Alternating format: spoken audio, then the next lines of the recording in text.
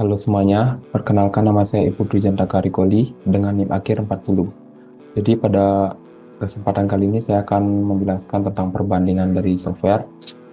Jadi di sini ada 3 software yang akan dibandingkan. Yang pertama ada CapCut, Adobe Premiere Pro, serta DaVinci Resolve. Nah, jadi yang pertama adalah di sini ada CapCut, di mana CapCut adalah aplikasi editing video yang awalnya populer di platform mobile dan kini tersedia juga untuk PC dengan fiturnya yang lengkap. Di sini fungsi utama dari CapCut itu sendiri adalah yang pertama bisa mengedit video dasar hingga lanjutan, penambahan efeknya, serta transisi dan musik fitur. Yang kedua adalah ada fitur auto caption dan stabilisasi video.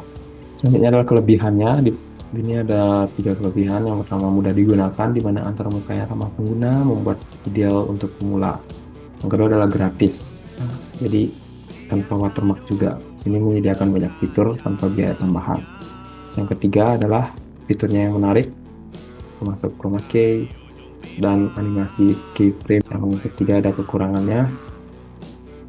Kekurangan dari aplikasi CapCut adalah fitur yang terbatas dibandingkan software profesional. Mungkin ini tidak cocok untuk proyek besar ataupun kompleks. Nah, yang kedua adalah keterbatasan pada beberapa fungsi lanjutan, di mana beberapa fiturnya mungkin kurang mendalam dibandingkan software lainnya.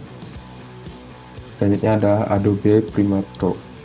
Adobe Premiere Pro adalah software editing video profesional yang dikembangkan oleh Adobe. Terkenal di kalangan pembuatan film serta konten kreator. Nah, di sini fungsi utamanya adalah yang pertama untuk mengedit video multi-format, integrasi dengan aplikasi Adobe lainnya seperti After Effects. Nah, yang kedua adalah fitur kolaborasi dan auto captioning. Di sini kelebihan dari Adobe Premiere Pro adalah fiturnya lengkap, mana menyediakan alat canggih untuk efek visual, color grading, dan audio. Terus yang kedua adalah antarmukanya yang intuitif, di mana memudahkan pengguna baru dan profesional, serta dukungan komunitas, di mana banyak tutorial dan sumber daya tersedia. Ini adalah kekurangan dari Adobe Premiere Pro. Yang pertama adalah biaya langganan, jadi hanya tersedia melalui model pelanggan yang bisa mahal dan dalam jangka yang panjang. Selanjutnya adalah memerlukan spesifikasi tinggi, di mana kinerja optimal memerlukan perangkat keras yang kuat. Nah, yang ketiga adalah aplikasi atau software DaVinci Resolve. DaVinci Resolve adalah software editing video yang menawarkan kombinasi pengeditan, color grading, dan efek visual dalam platform. Di mana fungsi utamanya yang pertama untuk mengedit video dan audio, color grading profesional, serta visual effect dan motion grafis. Kelebihannya adalah versi gratis yang kuat, di mana menyediakan banyak fitur profesional tanpa biaya. Kedua adalah workflow fleksibel, di mana memiliki 2 mode editing, yaitu cut dan edit, untuk kebutuhan yang berbeda tentunya. Yang ketiga adalah performanya cepat, dikenal karena kecepatan rendernya itu yang tinggi banget, tinggi. Terus selanjutnya adalah kekurangannya itu adalah kurva belajarnya yang curam, di mana beberapa fiturnya itu masih sulit untuk dipahami bagi pemula. Yang kedua adalah antarmukanya yang kompleks, jadi memerlukan waktu untuk membiasakan diri dengan berbagai alat. Baik, sekian penjelasan dari saya. Terima kasih. Untuk materi selanjutnya, saya akan membawakan model pengembangan perangkat lunak dari aplikasi CapCut, Adobe Premiere Pro, dan aplikasi DaVinci Resolve. Untuk yang pertama, CapCut. Jadi model pengembangan yang digunakan adalah Learn Development. Jadi pendekatan ini bertujuan untuk mengurangi waktu siklus dan meningkatkan efisiensi dalam merilis fitur baru atau peningkatan performa dari CapCut. Dan yang kedua adalah metode agile atau sprint. Jadi setiap fitur yang ingin dikembangkan dalam siklus sprint singkat dengan umpan balik dari pengguna, mengingat basis pengguna CapCut yang sangat besar dan cepat berkembang. Dan untuk aplikasi kedua, yaitu Adobe Premiere Pro, model pengembangan yang digunakan adalah Agile atau Scrum. Jadi Adobe menggunakan model Agile dalam pengembangan Premiere Pro, karena Agile memungkinkan tim untuk merilis pembaruan secara berkala dan lebih berkelanjutan, sehingga pengguna dapat memperoleh fitur terbaru dan perbaikan bug dengan lebih cepat. Oke, dan aplikasi yang terakhir adalah aplikasi DaVinci Resolve. Jadi aplikasi DaVinci ini model pengembangan adalah pertama metode Agile. Pengembangan DaVinci Resolve eh, dilakukan dengan menggunakan metode Agile untuk memungkinkan iterasi cepat dan meningkatkan fitur editing dan debugging web. Yang kedua adalah Continuous Integration atau CI. Penggunaan pipeline CI atau Continuous Delivery untuk memastikan pengujian otomatis dan pembaruan yang lebih cepat. Baiklah, perkenalkan nama saya Putu Gede Kanika Pande dengan NIM akhir 31. Saat ini saya ingin menjelaskan tentang tabel perbandingan dari 3 software di bawah, yaitu Adobe Premiere Pro, DaVinci Resolve, dan CapCut. Yang pertama yang saya ingin bahas di sini adalah platform yang didukung, atau software ini bisa dijalankan di platform apa saja. Yang pertama, Adobe Premiere Pro bisa dijalankan di Windows, macOS, dan iPad. Lalu DaVinci Resolve sama dengan Adobe Premiere Pro bisa dijalankan di Windows, macOS, dan iPad. Sedangkan CapCut bisa dijalankan di Windows, macOS, Android, dan iOS.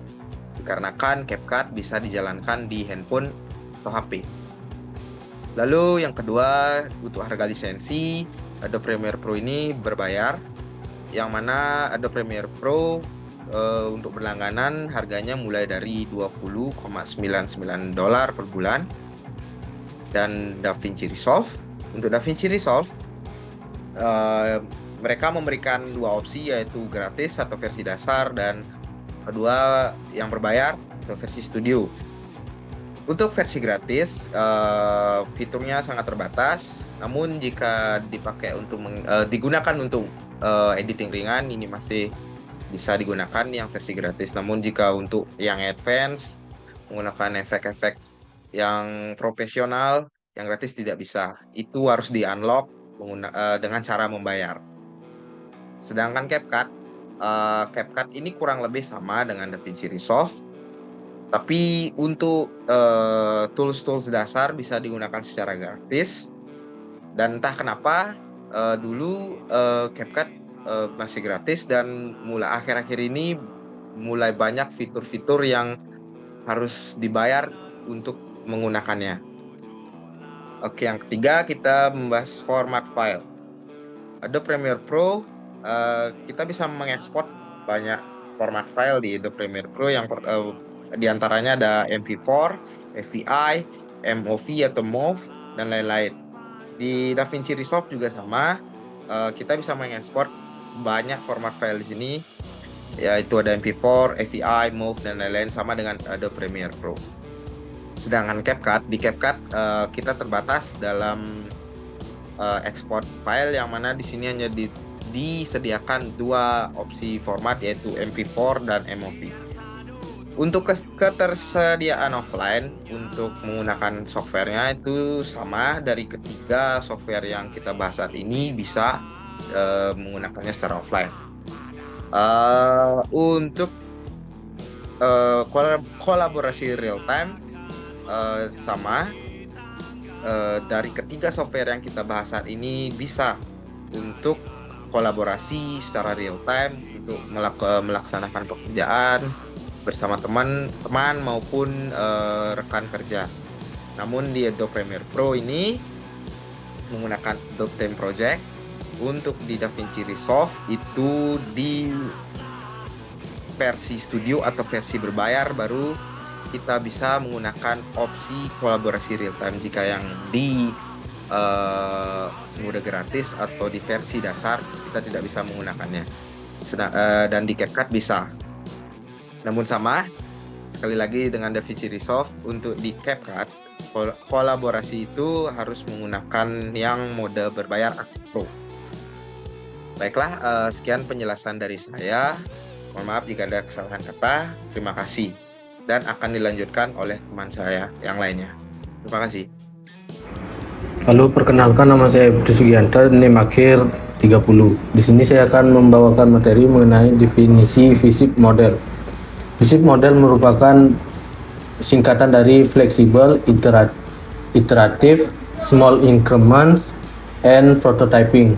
mencerminkan prinsip-prinsip dasar pengembangan perangkat lunak yang lebih responsif dan cepat. Model ini erat kaitannya dengan pendekatan rapid software development dan agile development yang menekankan fleksibilitas, pengembangan bertahap, umpan baik berkelanjutan, dan pembuatan prototipe untuk memastikan produk memenuhi kebutuhan pengguna dengan lebih cepat dan efisien. Sekian dari saya, terima kasih. Mungkin selanjutnya akan dijelaskan oleh teman saya. Oke, halo, saya Gosher dengan NIM Hakir 45. Di sini kan saya akan melanjutkan di bagian slide ciri-ciri. Jadi ada 3 poin. Yang pertama yaitu ada fleksibel, lalu iteratif, lalu ada increment kecil. Jadi poin pertama itu ada fleksibel. Fleksibel itu adalah suatu proses yang harus bersifat fleksibel agar perubahan kebutuhan dari pengguna dapat dengan mudah disesuaikan, agar lebih mudah dipahami. Lalu iteratif itu adalah pengembangan yang dilakukan melalui siklus berulang, di mana setiap siklus itu menyempurnakan dan menambahkan fungsi baru. Lalu yang ketiga itu ada poin increment kecil. Nah, increment kecil itu adalah pengembangan yang dilakukan dalam tahap-tahap kecil yang dapat diuji setiap kali iterasi selesai, sehingga risiko dapat dikurangi atau meminimalisir sebuah risiko. Baik, sekian dari saya, Gus Her. Terima kasih.